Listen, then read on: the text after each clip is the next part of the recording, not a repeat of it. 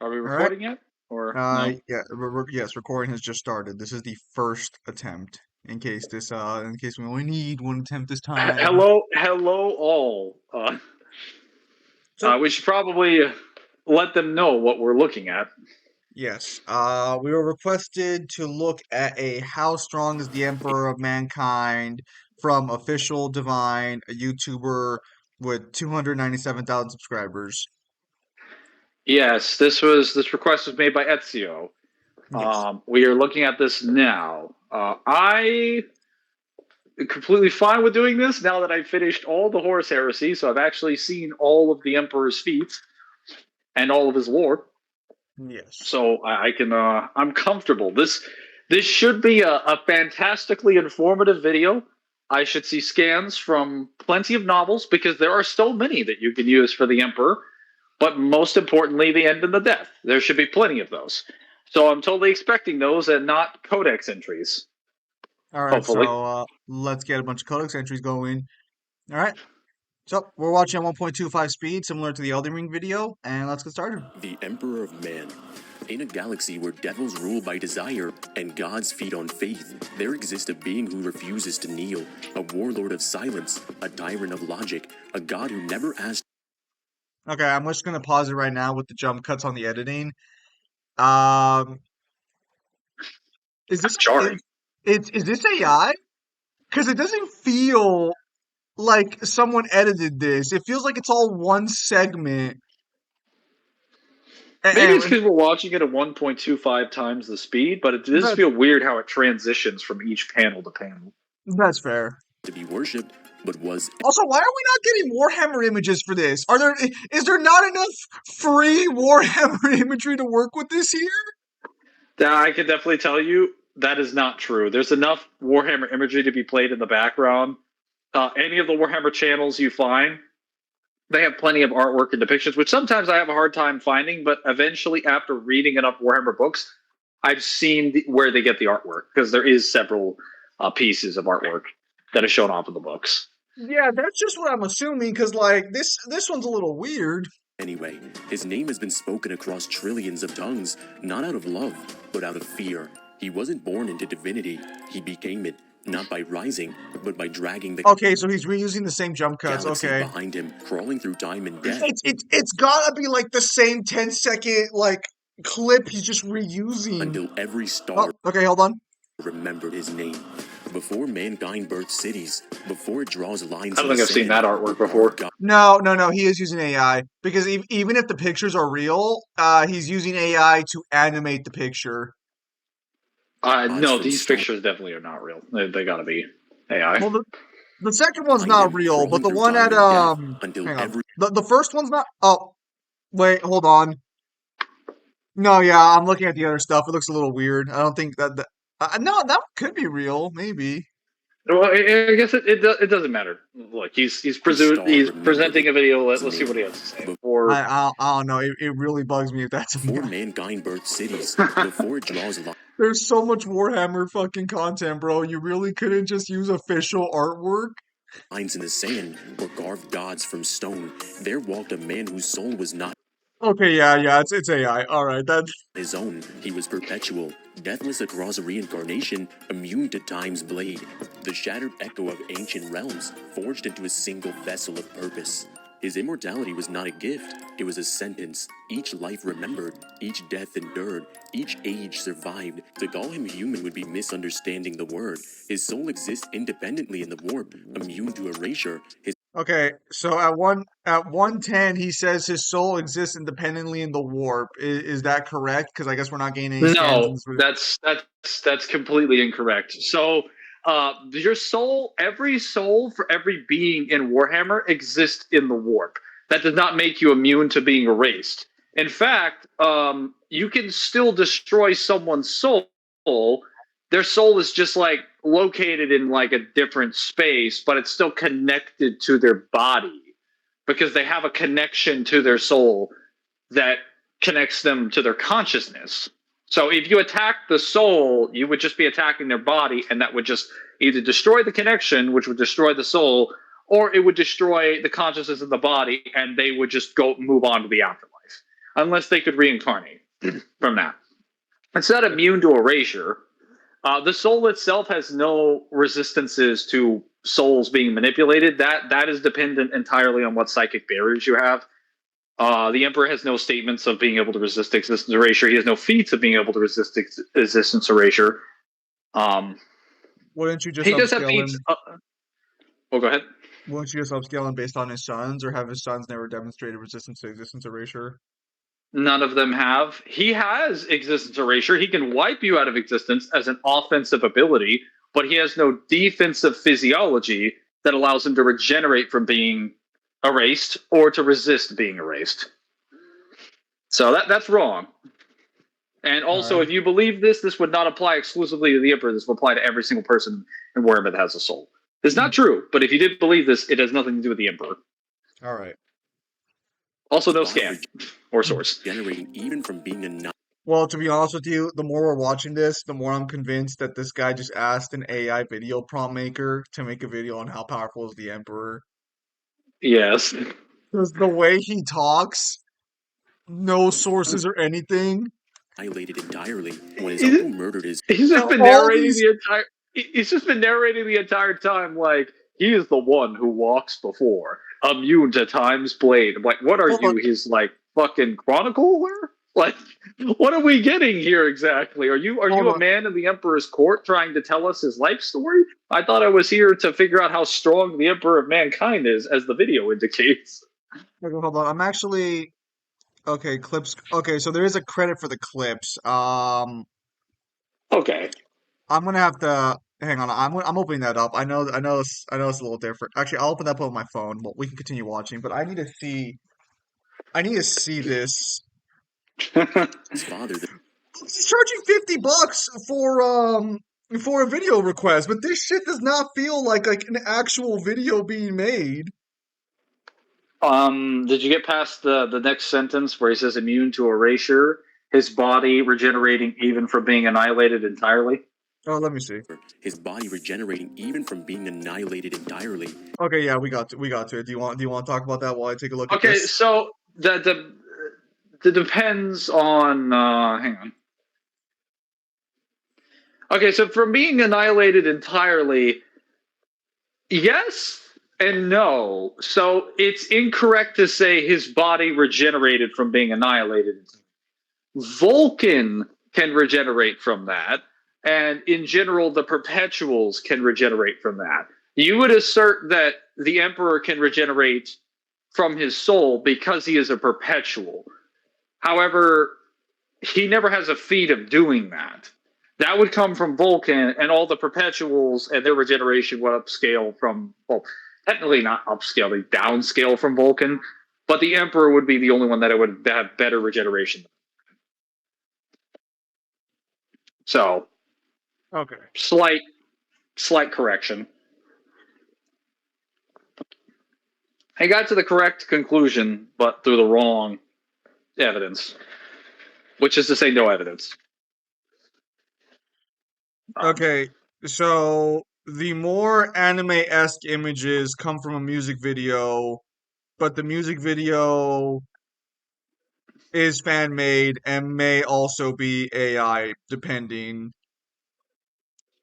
Whatever. It's fine. It's just weird because there's so much official material for Warhammer you could have used with the greatest of ease. But okay. When his uncle murdered his father, the child who would become the emperor struck back not with wrath, but with silence, with a flick of the mind, a stopped heart, no sadness, no rage, just judgment. Is that correct, Mangler? He killed his uncle with a heart attack? I believe he does kill his uncle, Millennia, the though Emperor that of- is after he basically shows up, I think it's his father's head or whatever, because he basically reveals that he knows that his uncle murdered his father. And then he kills, I think he actually kills him with a knife to the head, which you would have to read the books to know that. unseen, crafting empires, toppling tyrants, wearing thousands of masks. But when the age of strife reduced the earth to a graveyard of warlords and mutants, he stopped hiding. The world didn't summon him, he summoned the world to kneel. Wielding weapons from stone axes to atomic flame, the Emperor didn't just fight, he rewrote warfare. His mastery of arms and skillful martial arts surpassed every Primarch, every Custodian. Horus called him War Perfected, and Okay, so going over the martial arts portion that he just went over right now, is that all correct? That is correct, but you could provide some scans or some actual feats of him doing it because while he is the most skilled fighter in the entire Imperium and he is considered war perfected, you kind of need to give some examples of his fighting styles or the things that he does. And unfortunately, we don't have any single examples of his fighting style other than him being mostly a one-handed swordsman that also uses gauntlets and magic. So he's like a magic sorcerer that one hands a sword in his right hand and uses his gauntlet in his, or Uh, it's the other way around. correct me if I'm wrong. Correct me if I'm wrong. Didn't he lose Yes, to Horus? he does.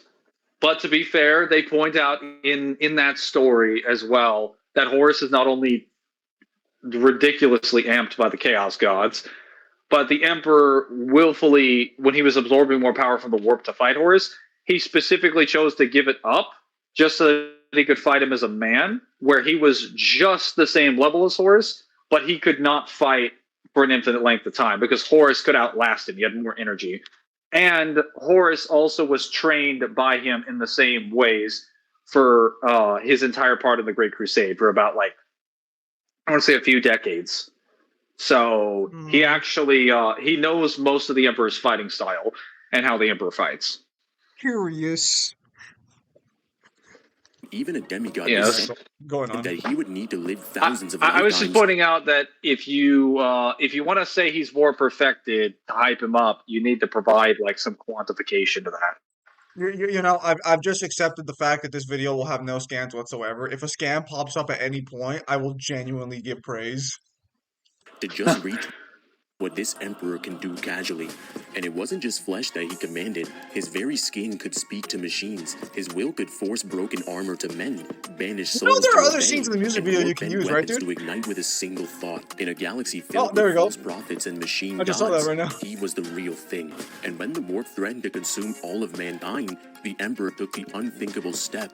He entered it, not as a sorcerer but as a conqueror. He carved a path through this soul storm of chaos and emerged with knowledge forbidden to all. With it, he Okay, so at 250, he says the Emperor goes in, carves a path, and comes out with like newfound knowledge and everything, because I guess the warp was threatening to destroy the world. Is that correct, or is there like some differences there than what he described? There is some differences there. So he does go into the warp, but he specifically does it in order to make a deal with the Chaos Gods to gain more knowledge, so that he can also gain power. And when he does this, he basically breaks the accord with the Chaos Gods and goes back to the human systems and uses the knowledge he can to build like anti-warp devices because he doesn't want to rely on them. So he's like, "Yeah, I'll uphold your end of the deal." Which we don't know what the full extent of the deal that he makes is. We're never shown that conversation. We're just told about it in passing. Um, and then after he leaves, he's just like, later, losers, and then decides to, you know, basically make the Great Crusade. That's not really how. Although, That's not really very conquery the way this guy is saying. Going into the warp as a okay, conqueror. so given that Horus basically had to go through the warp as a Primarch and was conquering demons, we can probably assume the Emperor at this point would have, because he's way stronger than Horus, even before he gets that. Because he's already beaten a shard of the Catan on Earth years ago before he arrives to get the power of the Chaos Gods. But we're not shown that journey at all. We're never shown that. So bringing it up is basically worthless because you can't use it as a feat. You can only use it in the context of like bringing up knowledge or history. All right. It's unquantifiable. All right, let's continue. He birthed the Primarchs, demigods of flesh and spirit, beings meant to guide the Great Crusade and crush alien races beneath their heel. But the Chaos Gods, like rats crawling inside the walls of reality, scattered them across the galaxy before they took their final forms. But still, the Emperor endured. Okay, so if I remember correctly, the Chaos God's taking the Primarchs somewhere else. That is true, but isn't there like a little more context to that, or is that just like Yes and no. So this is kind of why you need to read the Horus Heresy. The thing that actually scattered them across. So it's assumed the Ruinous Powers did it, which is what's stated throughout the series. Then when you get to the Siege of Terra, you were actually told you're told through the perspective of John Grammaticus, one of the an artificial perpetual, and Erda, who is basically, I'll be honest, she's the mother of the Primarch. She's basically what the Emperor's girlfriend would have been if she had stuck around. She is their female gene donor. She is the mother of the Primarchs. And she was supposed to be there for them when they were born, and they had a bit of a falling out because the Emperor basically made it clear when he was building them in their laboratory that they were going to be programmed to obey his every command and have no freedom, no agency of their own, and she was going to take them away from her. And when she realized that, she's like, it would be better for them to not have to suffer this at all and like die than it is to be a slave. So she used her warp powers because she's an extremely powerful sorcerer. She is the most powerful after the Emperor. She's more powerful than Malkador is. And she tossed them into the warp. They're under the impression that the Ruinous Powers did it, and many of the Primarchs, including Mortarion and Gilliman, point out that like it doesn't logically make sense for the Ruinous Powers to be capable of pulling them out of his factory, because the Emperor would know that the Ruinous Powers would want his kids, and he would have accounted for that with fail safes. So it doesn't make logical sense. Therefore they assumed the Emperor willfully did it. They were correct and they were wrong. It was Erda that did it. we're gonna just assume our dad did it, even though it goes against his entire plan for us? Well, so the reason they assume that is because of the fact that they don't know about the existence of Erda. They don't know they have a mother. They never met her. Because as you can imagine, once he found out his children were spread across space and time, he kind of like lost his mind and went like in a rage. And she fled from the palace after that point, or fled from the area where they had. And he's never talked to her again since then. But she knows that she assumes he's always known where she is, but he's never tracked her down or gone after her or pursued any sort of action. So he was aware But who did it.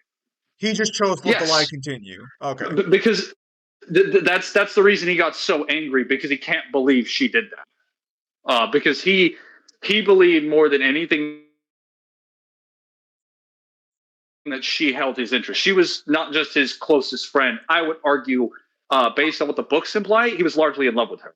So when he found out that she did that, he just lost his mind. So it wasn't the Chaos Gods. That's what we were led to believe for most of the series, and then it is elaborated on what happened contextually, and it also makes more sense.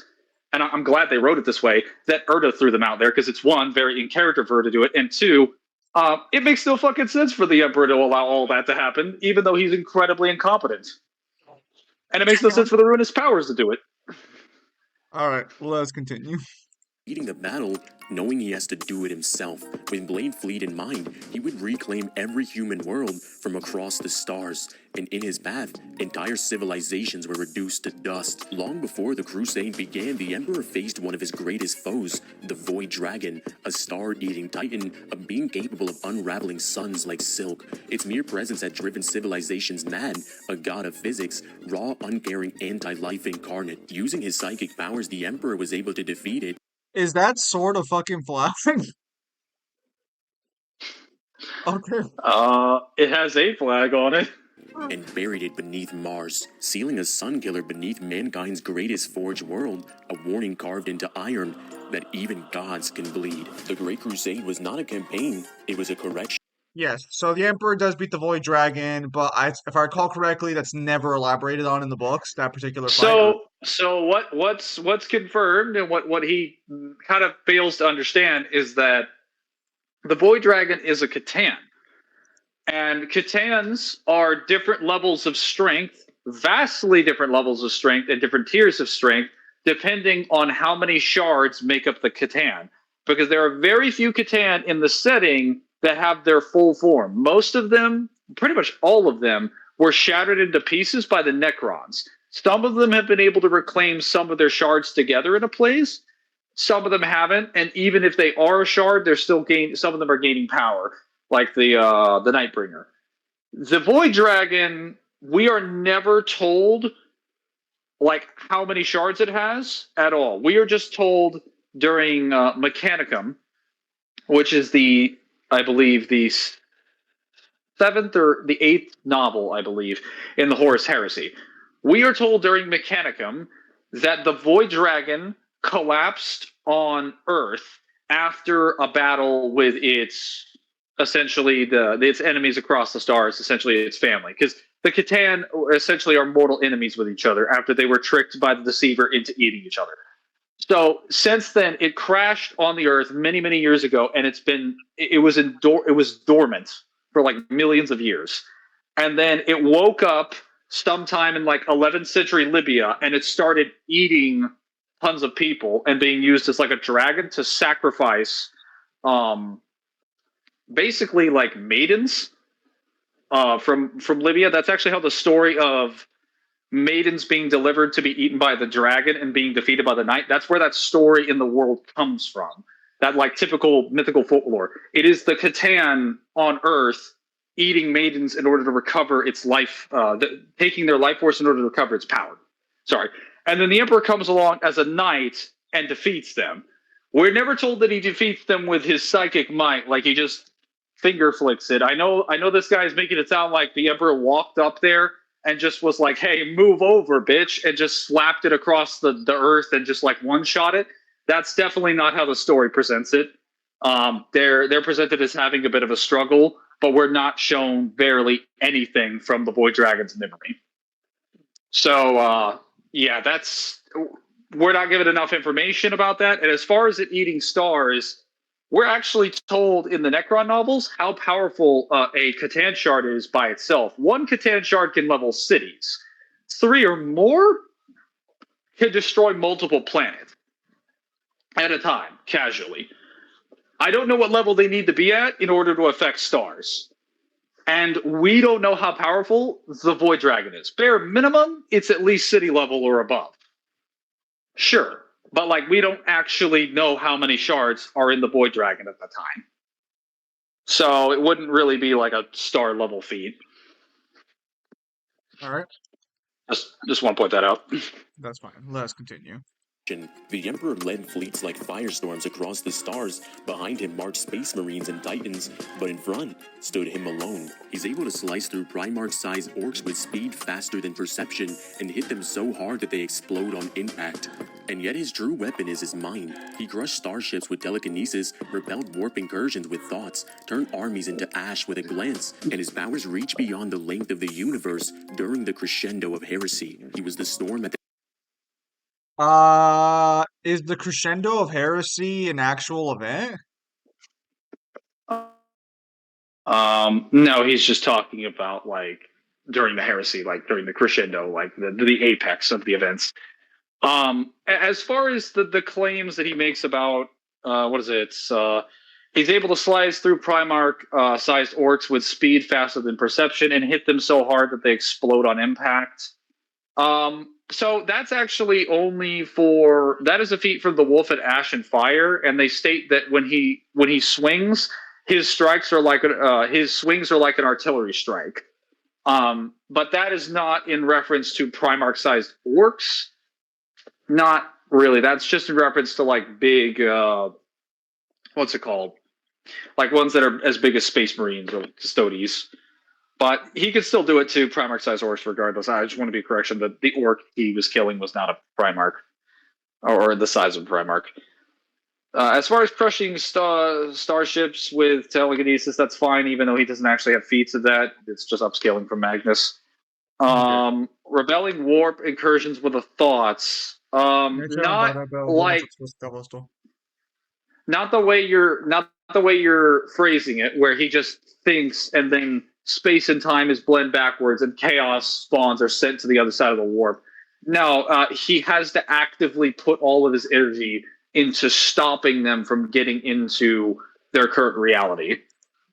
We see in the events of during the events of the heresy that when the webway is broken open, even when he seals the portal, he has to actively use his powers to hold back the forces of chaos from like banging on and ripping open reality.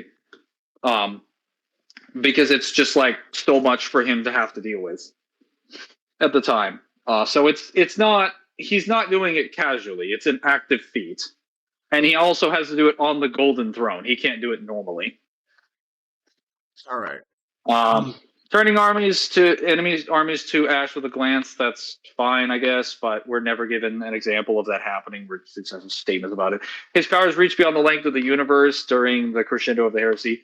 Technically, yes, but not in the way that you're implying. Again, it's just because the psychic energy that he has connects to the psychic energy of the warp. They're the same energy that comes from the same dimension. It makes sense that he'd be able to interact with that. That would not be applicable in regards to like every dimension or every place across the universe. That only works because the warp is made from psychic energy and like soul matter.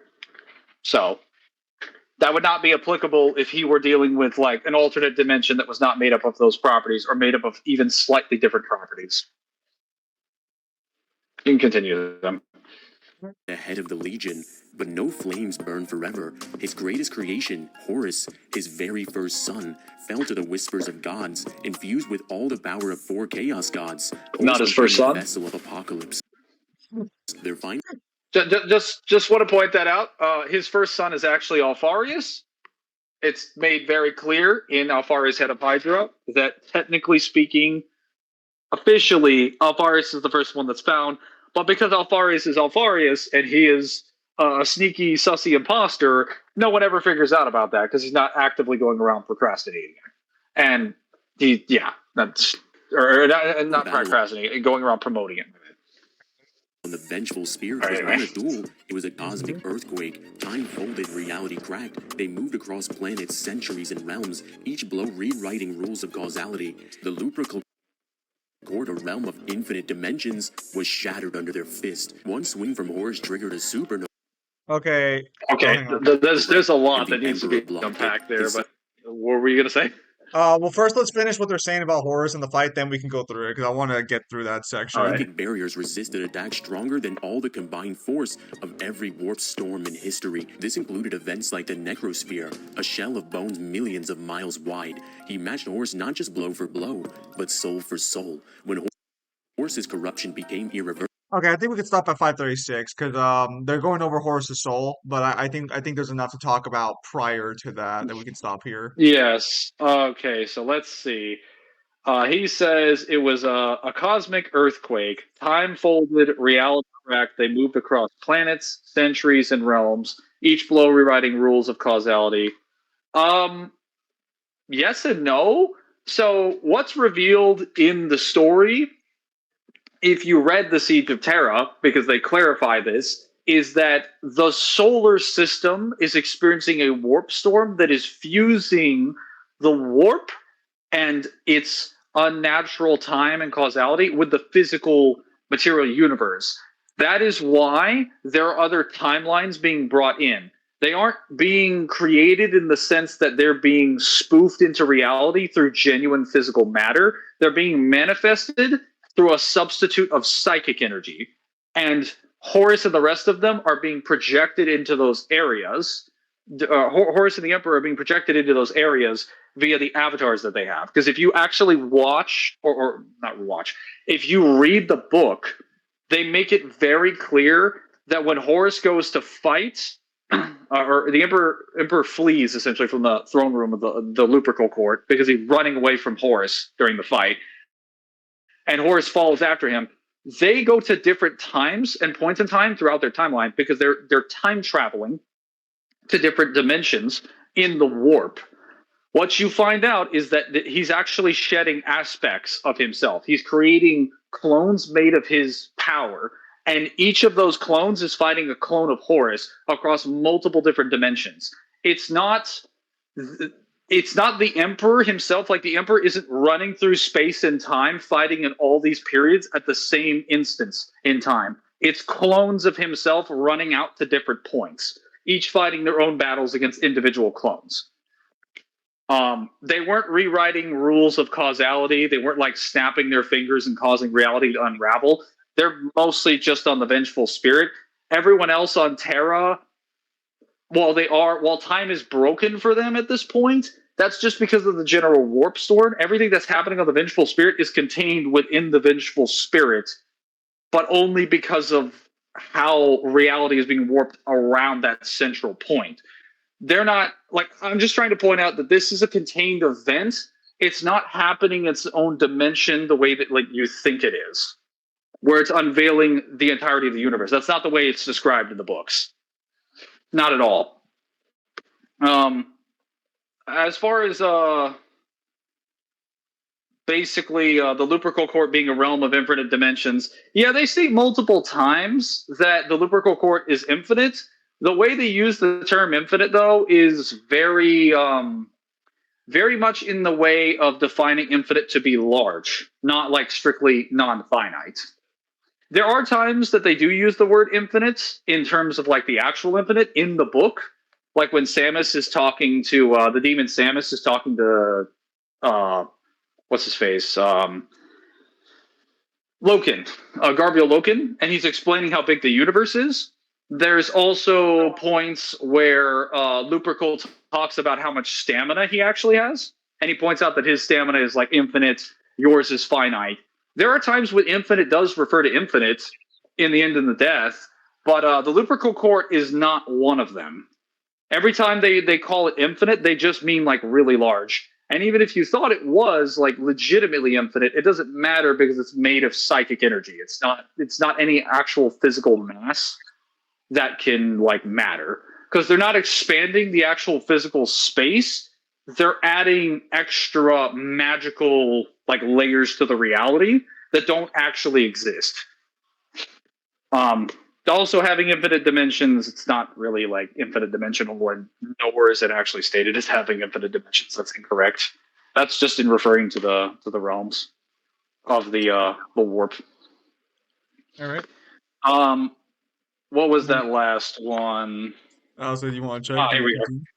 One swing from Horus triggered a supernova, and the Emperor blocked it. Yeah, that's okay. That's not true. So it's actually referred to as a small supernova, and specifically what happens is it doesn't cause an actual supernova. Like, okay, so they're fighting on the throne room, and Horus's maul basically hits him, and they just say it causes a supernova, but they're just standing in a room. Like, it's just a term referring to a huge blast of energy. Like, they're not actually creating a literal supernova in the proximity of the room.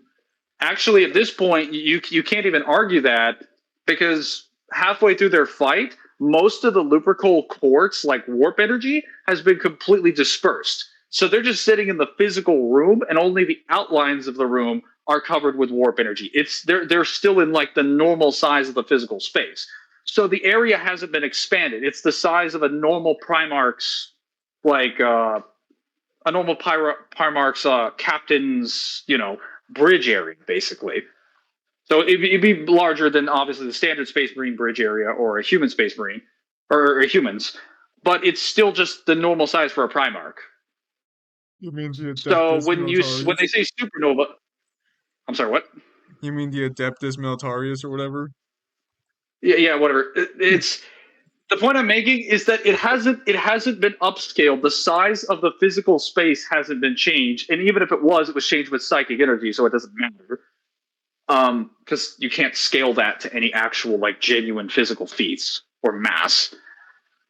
Furthermore, it's just a term referring to energy being dispersed. It's not a literal physical supernova. It's not. That's never defined at any point in time. Also, it is an active effort for the Emperor to block that because he is losing hard at that point in the fight. Okay. Is Psychic Barrier's resistant attack stronger than the combined force of every warp storm in history? That would be incorrect at this point, because that would include the War in Heaven. And the Emperor has no feats that put him above the characters in the War in Heaven. Are you suggesting the position that the Emperor of Mankind is not the single strongest character in the Warhammer verse? I am claiming that while he might be the strongest character that humanity has ever produced, he is not only not the strongest character in Warhammer, he's not even the strongest character that okay, Are you saying he's not top 10? He is not the top dog. No.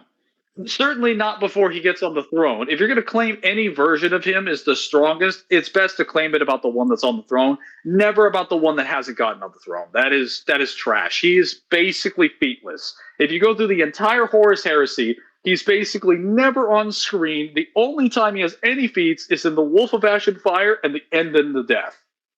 He doesn't even have any feats in The Master of Mankind, and that novel is named after him. He's on the front cover, and he's AFK the entire story. Sorry, I'm just ranting at this point. This is not in anything in regards to Official Divine. If you see this, I'm just pointing out that people need to stop hyping up the Emperor like he's given all these feats. He is not. If you want to go scale a Primarch, then feel free to do so. You'll probably find plenty of feats for them. The Emperor is not a character you can go and find proper feats for. You have to search every piece of material under the sun that has Warhammer on it to get something for him. And all of his scaling comes from scaling the Catan, which is chain scaling. That's not his own feats. All right. Fair enough. Well, let us just had to point that out. No, that's fine. It's more informative than this video. First of all, the Emperor did what no other could do. He didn't just kill him, he erased his soul from existence. Even the Chaos Gods could not bring him back. The Emperor...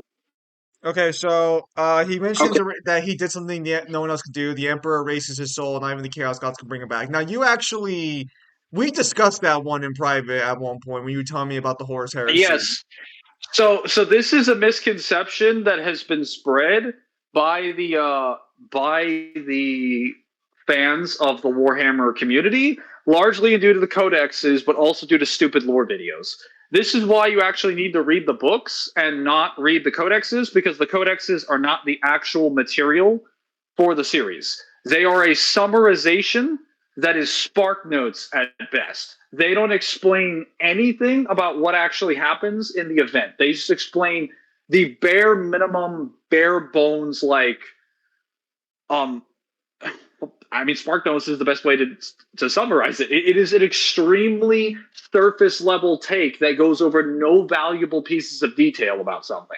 If you were to read anything about Horus fighting the Emperor in the codexes, it would just say, well, the Emperor slew Horus, but in the process, he was himself also slew. And that would be all they tell you. They don't tell you anything that happens in the fight, how many strikes there were, how long the fight went on. They might tell you where the fight went, but that's it. Now on to the actual thing. Does the Emperor erase Horus's soul from existence? No, because what you find out in Slaves to Darkness is that when Horus when he basically said yes to the Chaos Gods, in False Gods, the second book of the Horus Heresy, when he fell on Davin and he basically became their War Master, they took his soul then. The Horus throughout the entire Horus Heresy does not have his soul. He has residual warp energy in the place of his soul, controlling him like a puppet. And he thinks he's in control because he still has his consciousness. But his soul hasn't been destroyed. They have it in the Chaos Gods have his soul in their possession. But he does have residual warp energy there functioning as a conduit of the soul. That's why he's corrupted. You find this out in Slaves to Darkness, which is novel number 51.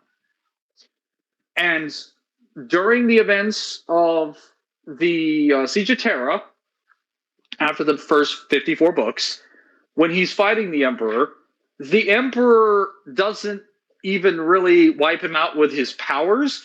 he stabs him with the Anthemane, which is a blade given to him by his friend Olinus Pearson, another perpetual. It is a blade designed to kill the perpetuals, and it's the blade that put the emperor it's the blade that was used to kill Horus initially, that put him in the coma, that let him fall on Davin, and it was also used to kill Gilliman at one point.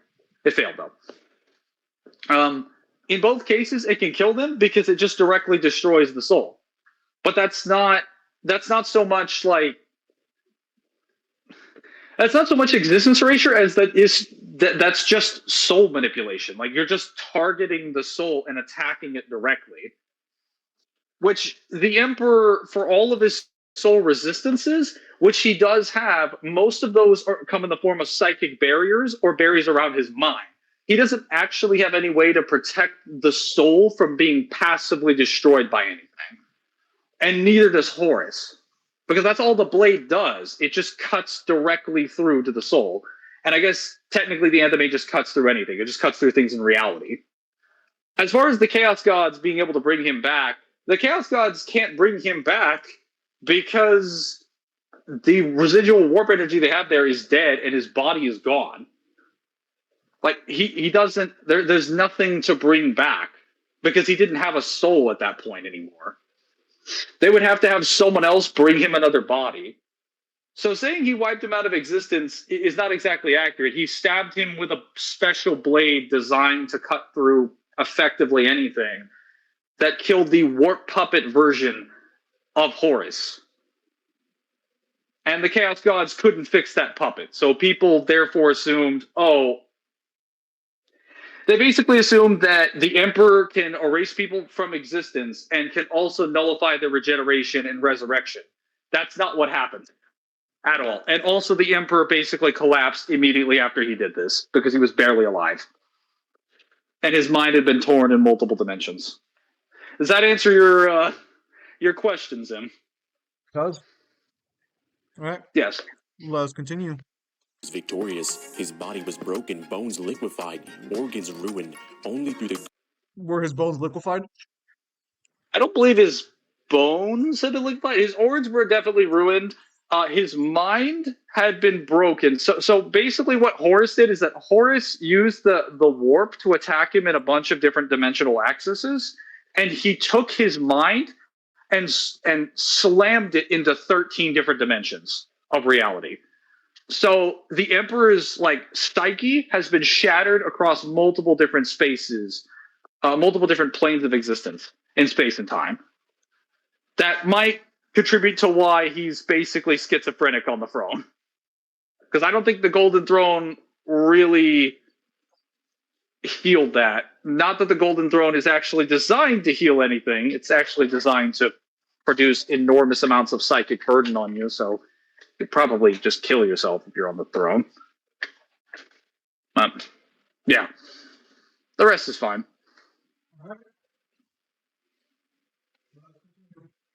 Golden Throne, a machine of unholy pain and divine purpose, could his life be sustained? He sat there for 10,000 years, immobile, yet eternally burning. The throne is a psychic crucifixion, a machine that would kill any other being in seconds, yet the Emperor survives, projecting the Astronomicon.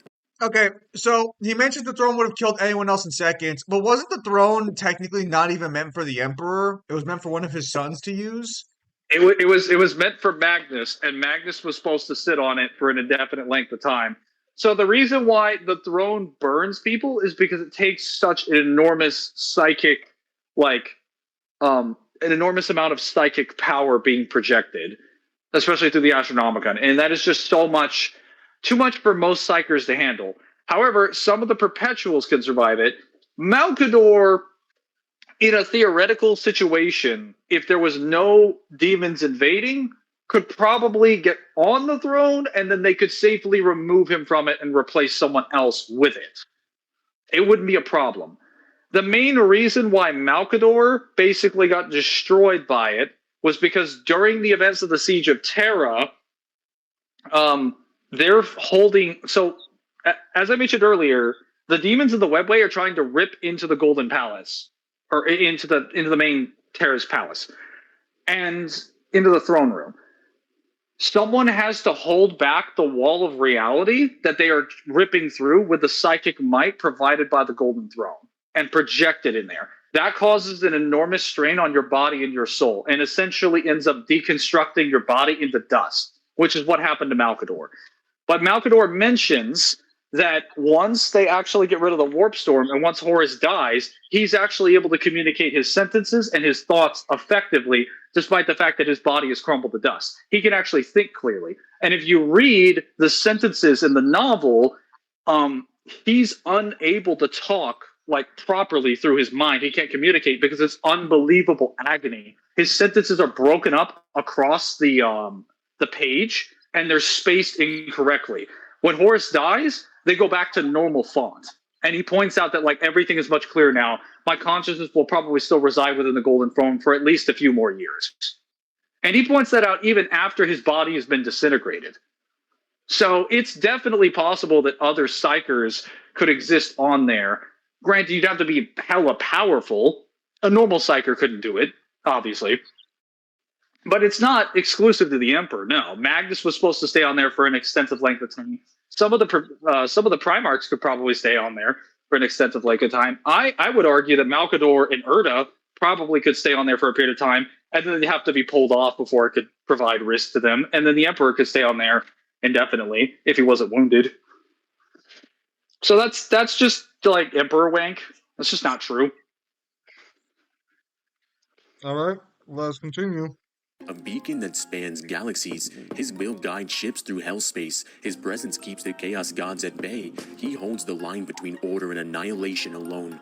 His body is still, but his soul might be omnipresent, radiating through the warp like a god-shaped law. There are two fates whispered by prophet. Okay, so regarding his soul being omnipresent in the warp, is there any truth to that, or is that just an assumption that made by That's an whoever? assumption made. That's the assumption made by the Imperium. He is in large part, he has a large amount of presence in the warp, but due to the damage done by Horus and his consistent exposure to the Golden Throne in conjunction with each other, his mind and his soul have been broken into pieces all across the warp pockets in the galaxy. So he is not the same person he was before he got on that throne. So even if you say he's all over the galaxy, he's not communicating with every aspect of himself. He doesn't have one mind to perceive everything. The original perspective, the original goal of the Golden Throne was that when they basically reunited all the worlds in the Great Crusade, as this guy mentioned, the Emperor was going to take Magnus home to Terra. He was going to put Magnus on the Golden Throne, and he was going to put either himself on a similar throne or something to project his essence. And then he and Magnus would travel the warp together to go to the Akashic records and basically gather all knowledge inside of the warp from the Akashic records on the history of the universe. And they would use that information to guide civilization. That is what they were basically planning on doing, and that was a controlled effort in normal circumstances with sound minds, bodies, and souls. This is not a sound mind, body, or soul. The Emperor's corpse, for lack of a better term, is sitting on the Golden Throne. He's literally a decaying corpse. His mind is shattered in 13 different dimensions. His soul has been splintered all across the galaxy. He is not omnipresent in any functional manner, and he can only really consistently project himself through certain mediums. We only really know the Emperor is actually there if we get a direct statement that he is. Or if we have a relic that is stated to channel his power, and we get an example of that happening. He is not omnipresent throughout the warp. He has the ability to appear in most places in the warp, but the problem is that he can't focus his energy effectively. Maybe until after the Great Rift opened, but even then, we don't really have a lot of clarity on that because pieces of his soul have basically started establishing their own personalities due to how they've kind of been driven a little bit insane. And they're all kind of fighting with each other. So, yeah, this is not entirely accurate. This is mostly just belief perpetuated by the ecclesiarchy. Propaganda in universe, which ironically you're not supposed to believe. You're supposed to be intelligent enough to determine that that's propaganda. But some people kind of fall for it because it's, which to be fair, that's good writing. If you fall for it, then it did its job, but you're also supposed to not fall for it, technically, if Well, you're going to assess it, power scaling. well, I'm sure whoever did the research for this video did their best. Won the Star Child, a rebirth Probably. of the Emperor's idealism, a god of light and sacrifice who believes in mankind can still be more than war. The other, the Dark King, a fifth chaos god born not from emotion, but cold necessity, logic without mercy, order without empathy, a being who sees humans not as people, but as resources to spend. The Dark King would not whisper, he would command, and the galaxy would either obey or burn. Overall, the Emperor of mankind would scale to outer versal. Okay. Would scale to outer versal. With irrelevant speed. Yeah, I see the relevant speed right there next to the AI generated artwork. Yeah, I see. With irrelevant speed. And shout out to Andrew Young who sent 140 to sponsor this video. I really hope you enjoyed it. In the end, the Emperor of Mankind Wait, isn't just... it only took $140 for him to come up with... Bro, I would have done way more. Well, so to be clear, he asked for video commissions for $50 in his description. And to be clear, normally we don't talk about how a channel conducts themselves. But Sure. this is a guy asking for money for these videos, which I'm fairly confident are 100% AI. I don't even think this is the actual guy who made the channel narrating this video. I'm only bringing this up because I went out of... I spent more than $140 buying the Warhammer books just for the Siege of Terra alone. So... I'm sorry. This is a little nerve-wracking. Make no mistake. If the guy actually was doing the whole research, unless he has a friend who has access to every piece of Warhammer material he could need, and keep in mind there are no scans in this video, so there's a good chance whoever made this video didn't even go find the official like scans or read the official material. 140 would not cover the research alone for most series, let alone one as big as Warhammer. Well, some series you could for a couple $100. Warhammer, No. A couple hundred, sure. Expensive. 140 though, like maybe that's like a game and a guidebook. You know, if you're doing like just like a few things and that's it. But like anything with more than like two pieces of source material usually end up costing a little more than 140 if you're doing power scaling, because guidebooks usually end up costing like 50 or $60 on average. Anyway, he said they were out of versal and irrelevant speed. Do you have any thoughts you want to share on that, or can I talk about why I think that's wrong? So I'm just gonna say the man made a very bold claim, because nothing he said inherently goes to outer versal unless you don't. Even universal or galaxy. Well, I could see some potential like dimensionality arguments, because like, oh, they're destroying dimensions and stuff in the battle with Horus, I think is what he said. But it's like that's a massive leap forward, especially given the fact that there are no scans to back up. And the irrelevant speed has a better argument in this video because he mentions them going through time during the fight with Horus. Whether or not that's correct, that's not even irrelevant speed. If you assuming you were waking that to what's being presented, that would be immeasurable. Yes. So that's incorrect. Even if you were waking it. What I'm saying more specifically is that there was more quote unquote evidence in this video for that than there was for outer versal, at least from what I've been hearing, unless I missed something, because I have it a little lower for the video purposes. But sure. Take it away. So I'll have to say this again, because this is a common thing whenever we cover Warhammer stuff, which is that actually this might be the first major one in a while. Any series that makes a direct numerical statement about their dimensions, you would just take that as that the dimension exists at a specific axis. So if it says it's a fifth or a sixth dimensional plane, it has 5 or 6 dimensions. It does not mean that the dimensions are stronger or weaker than what lies above or below them. That is a separate list of statements that you have to prove by in-universe lore. Because we currently living in the current dimension do not have evidence that higher dimensions have a relationship with superiority with lower dimensions. That is something that power scalers came up with to justify these tiers, which is ironic because most power scalers can't prove that for 99.9% of verses. So unless you have evidence of this, there would be no reason for an out-of-versal position. Hell, there wouldn't even be any evidence for anything beyond tier 3. Additionally, Khorne directly, like Khorne the Blood God, in the current setting, has direct statements for his official description in the official Warhammer 40k guidebook that says that there is a sword basically lying next to his brass throne, and if he were to eventually gain enough strength to wield it, to pick it up, he could use it to cut the universe in half.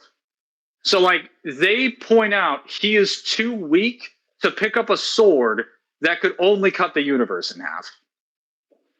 I don't know how you could interpret a character at this point, because Horus during, or not Horus, the Emperor during the events of the Horus Heresy is way weaker than this. But even if he's talking about, like, current Emperor, it doesn't matter. I don't know how you could claim he's outer-versal if one of his greatest threats that he's fighting is struggling to perform a uni feat. And to be clear, Khorne has never had the strength to pick up that sword, even during the War in Heaven. And the War in Heaven is the largest scale event we've ever had in the Warhammer 40k history that makes the Horus Heresy look like a playground fight. It is on such a massive scale by comparison that it's like millions, billions, trillions of times larger. So you can't, considering the scale of that, Khorne would be massively stronger, and he still didn't have the power to cut the universe in half. He still didn't have the power to lift up that sword.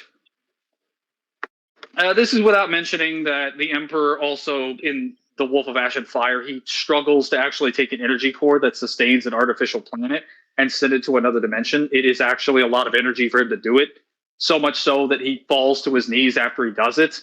Granted, this is before he gets on the Golden Throne, but it's worth pointing out that some of those feats are actually like tremendous amounts of energy for him. The rest of the statements for alleged universal feats just come from Ferrus Manus in The End and the Death, Volume 2, where he claims that Horus, with the power of the 4 Chaos Gods, could basically crumble the universe into a little ball, but there's no evidence for this claim. He just assumes it because Horus took his soul and Alfaris' soul and the soul of like a bunch of the traitor Primarchs, and he pulled them to a single place in the warp. And he was just so impressed by what Horus could do, he just assumed Horus could destroy the universe. But there's like no evidence for that claim. It's a self-substantiated claim, or no, it's a self-asserted claim. Sorry, there's nothing substantiated about it. No evidence is provided. No reasoning is provided. And if anyone thinks like, well, we should just take the statements at face value, no, because that's not how you take things, especially in the context of Warhammer. Warhammer's whole lore in the Horus Heresy is about not taking claims at face value because people have been lying and certain claims need to be verified by scientific evidence. That's the whole point of the imperial truth. If you just take something at face value without any evidence, then you can't prove your position. So I would definitely say that's largely inaccurate. The speed thing, I would scale the Emperor at most to like MFTL. He's definitely faster than light, but you cannot argue he's like even traveling beyond time or even at an infinite distance because he doesn't have any feats of doing that. Him jumping to the timelines in the fight is just something that happens with a bunch of projected clones. Like I said, there is statements that they're traveling, like there is enough clones happening in like an infinite number of different places. But the problem is that because they're in different points in time, technically speaking, he could just keep spawning clones and they could just travel to various places across. So, like, at the most, you could assume his cloning ability could clone an infinite number of times, but he doesn't actually have any feats of doing that. Plus, time would be working differently since he's in the warp.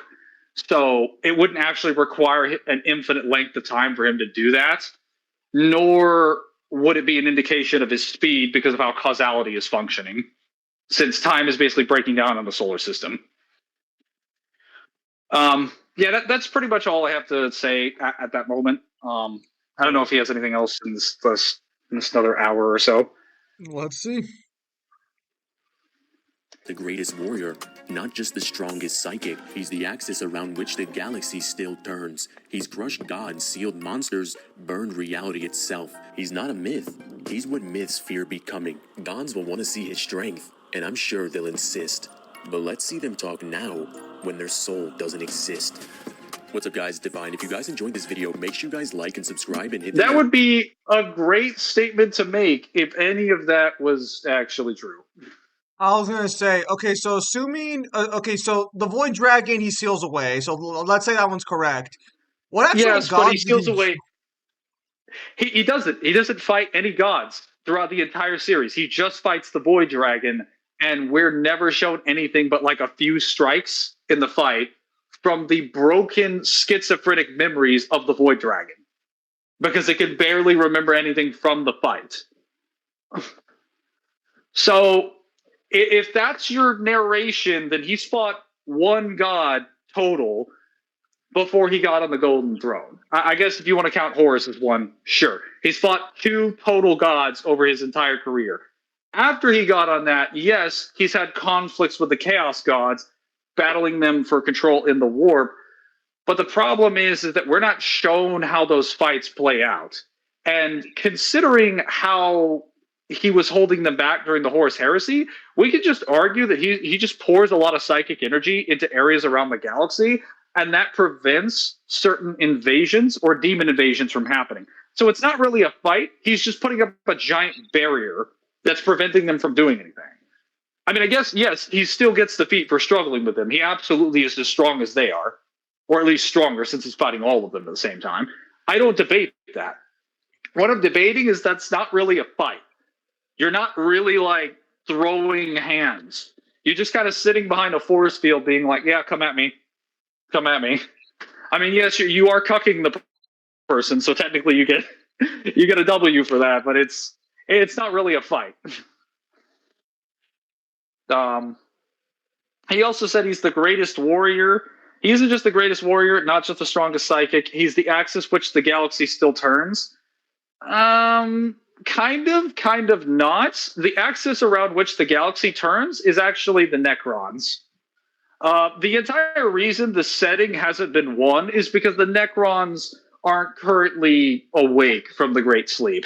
They're the only War in Heaven faction that still has all of their technology and most of their numbers intact. And they currently reside on about 1 billion worlds across the galaxy. That is 1 billion with a B.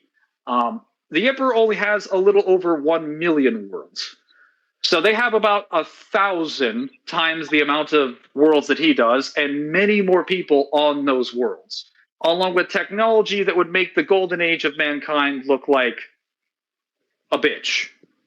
So there's very little that could be done if they woke up, other than just cumulatively destroying every single planet the Necrons exist on all at once, which would probably result in the destruction of a countless number of human worlds, because plenty of human worlds are actually just Necron worlds. So they're the thing that determines the pace of the setting. Yes, they're technically asleep at the moment, but they're all going to win when they wake up anyway. And if they were preemptively woken up now, even in their current states, with all the damage it would do to their minds and their consciousness, they would still win. Through sheer numbers and sheer technology. They would beat every single faction in the setting, even if all the factions in the setting combined their efforts to fight them collectively. They would still beat them. They have too much tech and too much weapons. As far as being the greatest psychic, or the strongest psychic, sure. For the sake of argument, he's the strongest psychic in the setting for now. As far as being the strongest psychic entity, period, no, that's absolutely untrue.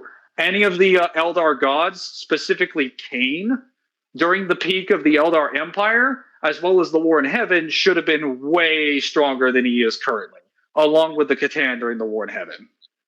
The Emperor is just one of the strongest in the setting at the moment.